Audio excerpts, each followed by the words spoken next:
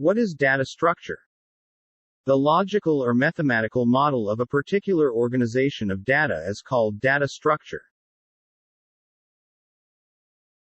There are two kinds of data structure: primitive data structure, non-primitive data structure.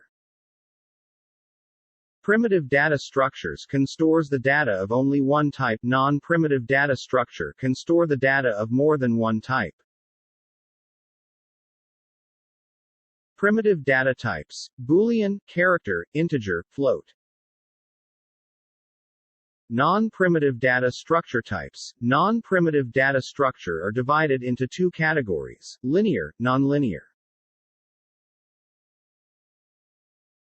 Linear data structure types: array, linked list, stack, queue. Nonlinear data structure types: trees, graphs.